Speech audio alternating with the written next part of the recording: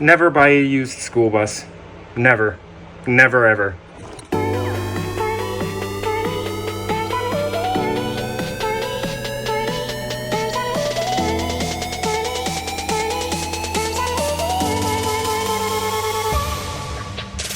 Welcome back to Night Thunder Adventures. I hope you guys have had an awesome Halloween.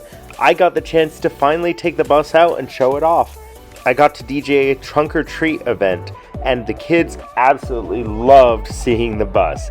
It was definitely the star of the show. It was a lot of work getting everything cleared out of the bus from when it was my personal U-Haul during the move, but it was definitely worth it. Now, we've had a lot of fun, but I think it's time to get to work. Let's do this. First things first, I've got to get rid of all the decorations and DJ equipment left over from the activity. The days are getting shorter and colder, so I went ahead and got myself this little space heater from Walmart to keep me warm until I get my full heating system set up. For the activity, I went ahead and pushed all of my furniture into the back of the bus, but I do eventually need to get this out. I've got some neighbors coming tomorrow to help me move it. While I was on vacation, I asked you guys for some feedback on the projects I had done so far. And one of the things that was mentioned was that if I'm going to be in colder climates, I don't want to have the electronic systems in the bottom part of the bus because it's not going to be warm enough for the batteries to charge efficiently. So that's our very first project for today.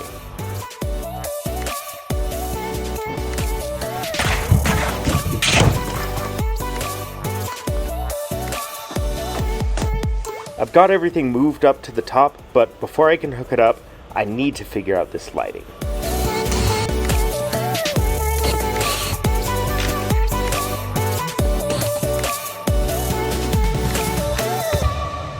The last owner installed these LED puck lights in the ceiling. However, only about 3 of the dozen or so are actually working right now, so I need to pull down these ceiling panels, do some investigation, and see why these lights are not working, and if I can figure out the wiring. Okay, so this is the wire that goes to the ceiling fan. I'm just gonna tie these together in a knot for now. Do a little square knot here just so that there's no confusion about what goes where. Okay. So why are these wires separate? Are they supposed to be on a different circuit?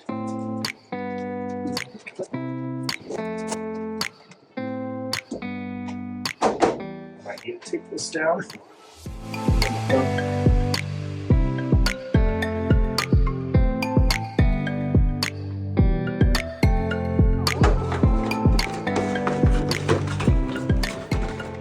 I am glad I took down this wall because this is not safe. Like even a house, this would not be safe.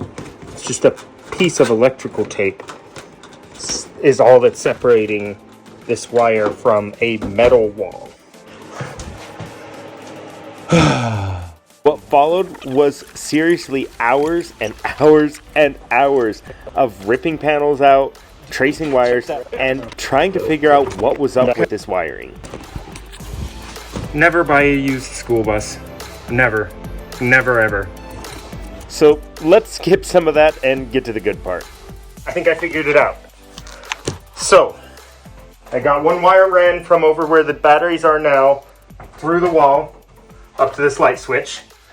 It turns out these two were on a separate circuit. I'm guessing because he planned on having a counter here and wanted to be able to turn these off separately, but I'm just wiring them all together. So, here's the moment of truth. We are going to see if this works. We're going to cross our fingers.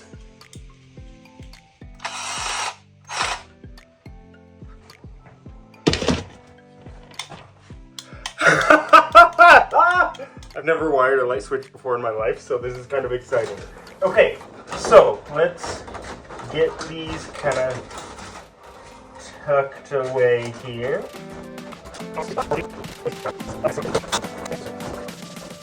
This is exciting. Taking out this paneling was definitely worth it. Okay, I think I figured this stuff out as well too. So, wires go over there, do some funky stuff. But I know that this one is active. So what I'm doing is I'm actually taking some spare wire, running it across the ceiling. So I was like, I swear this should work. Yes!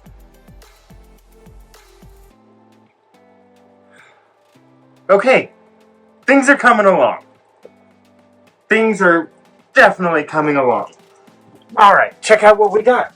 So, I'll show the circuits. So it goes from the batteries up, around, up to the light switch. From here, there's one wire that goes to these two. From here, there's a second wire that goes up and it goes down this whole channel and then across and down this one. I think what happened is the plan was for it the whole time for him to have a whole loop going around, but I think because he never finished the ceiling over here, he never finished running the wires around. So this was a rough day. I'm sure you guys could tell at the beginning I was getting pretty discouraged, but I'm so glad I pushed through because I now have light, which means now I can actually start the project that I was planning on starting 3 hours ago. Yeah! Okay, so I don't know how many hours it's been. Let's see. Probably, I think it's been about 5 hours since my last recording, and here's what I've accomplished. So, all the lights in the front are all lit up, minus, of course, the ceiling panel that I took out a couple weeks ago to trace wiring. And it is all run through this light switch. I've got power running along here into this box. That's going to be kind of my main junction box for the lights. Although I might move that to this, my new power board. But I'm going to go over that in the next episode. I need to get some sleep. It's past midnight, I think. And I've got the heater going, so that's keeping it pretty warm considering it's about 35 degrees outside. So I'm impressed with how well this insulation is actually working. If you touch any of this metal, I mean, it feels ice cold. So I might put a small layer of some sort of insulation on top of that before putting the wall panels up. But yeah, I'm gonna get some sleep. I'll see you guys tomorrow.